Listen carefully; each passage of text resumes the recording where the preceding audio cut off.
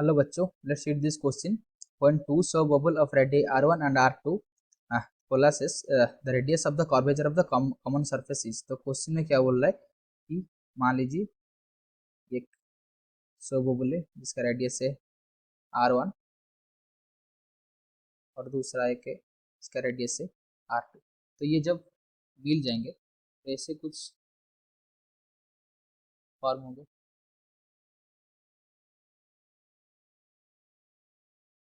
तो ये बाहर वाला ये जो है मान लीजिए ये है R2 और ये है R1, लेकिन जो कॉमन सरफेस वाला पार्ट है ये वाले जो पार्ट है तो इसको थोड़ा हाईलाइट करते हैं. तो ये वाले जो पार्ट है जो ब्लू कलर में दिखा है तो ये ना R2 होगा ना ही R1 होगा. क्यों? क्योंकि ये कॉमन सरफेस है दोनों का. तो ये कुछ डिफरेंट सरफेस होगा. मान लीजिए ये जो सरफेस होगा उसका रेडियस ऑफ द कर्वेचर उसको मान लीजिए कैपिटल R होगा.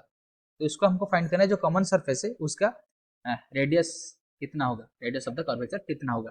तो उसके लिए जो की कंसेप्ट है वो देख लेते हैं. तो की कंसेप्ट ये कि सोप बबल के लिए डेल पी यानी कि एक्सेस प्रेशर कितना है, ये है 4T/R. टी क्या है, सरफेस टेंशन, आर है रेडियस.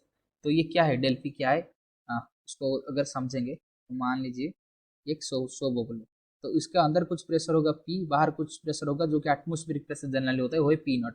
तो दोनों के अंदर प्रेशर डिफरेंस आएगा तो इसको बोलते हैं पी माइनस पी नॉट यानी कि एक्सेस प्रेशर. इसको सिंबलिकली हम डेल पी इधर रिप्रेजेंट किए. तो उसके लिए जो फॉर्मूला है ये क्या है, 4T/R. टी क्या है, surface tension of the liquid या फ्लूइड जिसमें सो बबल बना हुआ है, और आर क्या है उसका रेडियस.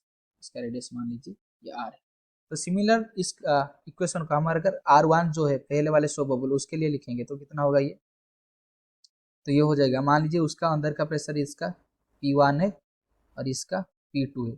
तो हम ये लिख सकते हैं P1 माइनस पी नॉट कितना है 4T/R1 और P2 minus P not second so bubble के लिए ये कितना है 4T/R2. हमको अभी क्या फाइंड करना है, दोनों के कॉमन सरफेस के प्रेशर डिफरेंस. तो कॉमन सरफेस का हम देख सकते हैं कि ये वाले पार्ट में सरफेस प्रेशर कितना है P1, इस वाले पार्ट में प्रेशर कितना है P2. हम जब इस बबल के लिए कैलकुलेट कर रहे थे इधर प्रेशर डिफरेंस किसके वजह से आ रहा था, एक एटमोस्फेरिक प्रेशर और एक इंटरनल प्रेशर. लेकिन ये वाले जो कॉमन सरफेस है इसकी एक तरफ P2 है एक तरफ P1 है, इसलिए जो प्रेशर डिफरेंस आएगा वो कितना आएगा, तो ये आ जाएगा P2 minus P1 equal to कितना होगा, excess pressure equal to 4T/R. R क्या है, उस कॉमन सरफेस का रेडियस ऑफ द कर्वेचर है R. दैट इम्प्लाइज इसको हम ये लिख सकते हैं कि P2 minus P not, sorry ये माइनस है, P2 minus P not minus P1 minus P not. हमने बस इसको पी नॉट से अरेंज कर दिया ऐड कर इक्वल टू कितना होगा वही 4T/R.